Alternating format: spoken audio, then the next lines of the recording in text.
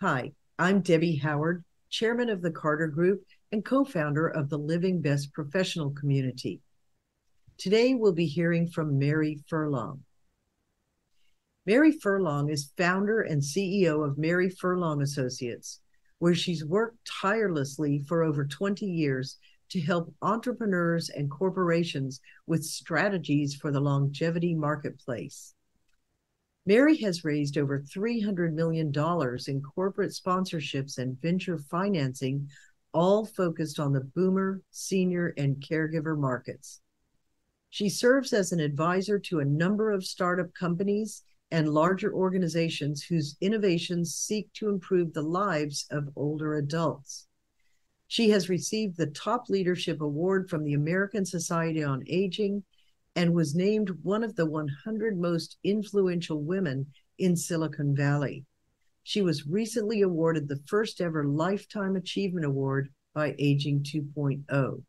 Our thanks to Mary Furlong for being with us today.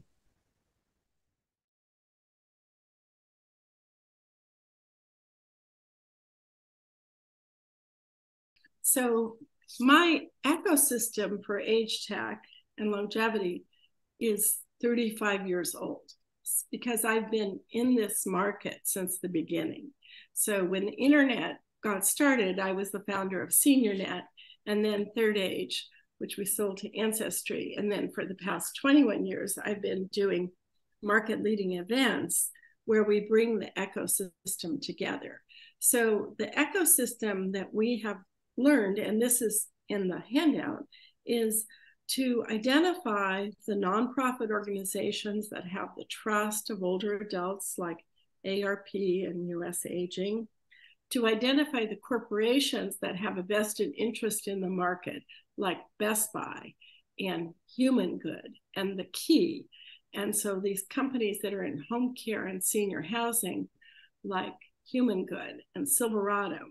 And then to look at the entrepreneurs that are really dedicating their life to building businesses in the market. And we've given over $250,000 away to prize winners over the past 21 years who have built businesses in the market. Some of these have become $100 million companies. And then there are the investors. So we probably have the largest database of investors at seed, early stage, corporate, nonprofit, and now global. So there are new venture funds happening all over the country and around the world, from Israel to Canada to the US and beyond. And then to look at the incubators and the universities, and they play a role.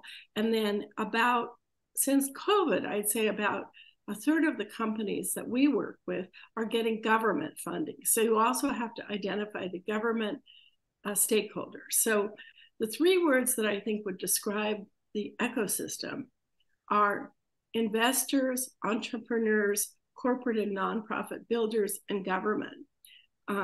Those are more than three words. So, but what brings them all together is longevity, innovation, and scalability. And so you always want to look at scalability in terms of your partnerships.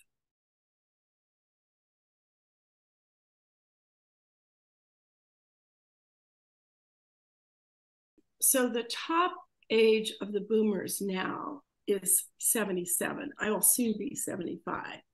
And that means in 3 years, they're going to be 80. And so if you look at that time period from 60 to 80, and you think about what are the things that happen physically, every dissidence of aging is a market opportunity. So the entrepreneurs that are investing in gait and balance and ability to walk, mobility, that's a big market. Those who are investing in cognitive fitness, like Posit Science, and all of the innovators in the dementia market, big market. Memory is going to always be a big market.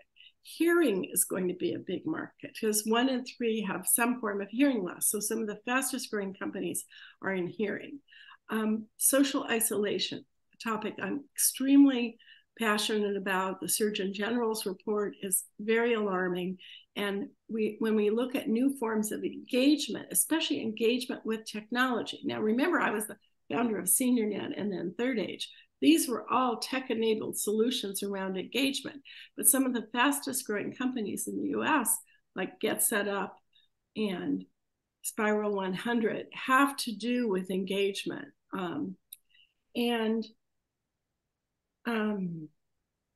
So I think those are all market opportunities. If you follow the health needs of older adults and map them to the innovations, then you'll catch a big market.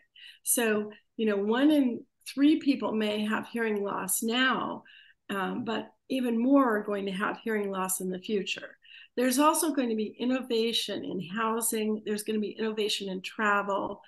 There's going to be innovation in lifelong learning. We're the most well-educated generation, so that's going to happen. There are going to be romance startups that happen because they're going to want to meet other people, and we desperately need a widow's support network. Okay. I forgot caregiving. How could I forget that? So if you look at this generation of people getting older, who's going to take care of them? So their biggest staffing challenge we have in the US is in healthcare, home care, senior housing. That's only going to grow. So expect innovators to be doing new online learning curriculum to help people with understanding the needs as caregivers, and expect all sorts of new solutions from robots, and also the use of AI and virtual reality as ways to do the training that happens.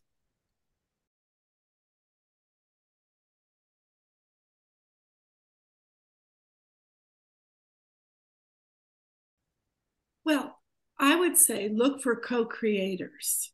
So look for people who are extremely close to the customer, and they will tell you right from the start whether this innovation is going to work.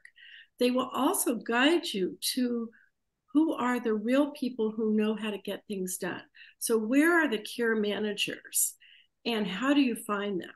So if you have a knowledge base about your customer, then you can innovate. But it's very hard to innovate with scientists in a back room if you don't have that collaboration. So we work very closely with the UK and with CABI and the Thrive Center in Louisville and ARP and others, so that we get the shared market insight.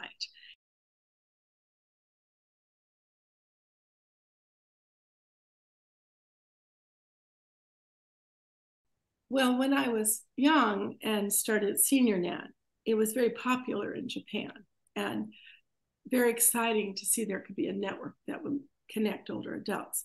Now I am an older adult and I'm going to be 75 in a week or so. And so what I see, the issues that were there then around social isolation, loneliness, connection, purpose, play, these are all big issues today. Dr. Mike Roizen said, you need play, your posse, and purpose. So you need your friends, you need a purpose, and you need to have time for play. So these are things that are going to be true for the next 20 years. And the boomers are going to put more energy into their vitality, their fitness, their connection, their purpose. And it's just a giant opportunity to get them more engaged. And I can see people now wanting to hire alumni back. I've seen startups that are trying to pull people back into the workforce. And I think we're going to see innovations in workforce, and that's going to make a big difference. They canceled our local Walnut Festival, and I was disappointed because I used to go there as a child. But the reason they canceled it, they did not have enough volunteers. I think that is because older people need to supplement their income, and thus they are looking for part-time jobs that can bring money in to help them pay for some of the things that they're needing, like paying for caregiving. I know people that would rent a room in their house to get income from Airbnb and others, and instead put that money into their own caregiving challenges.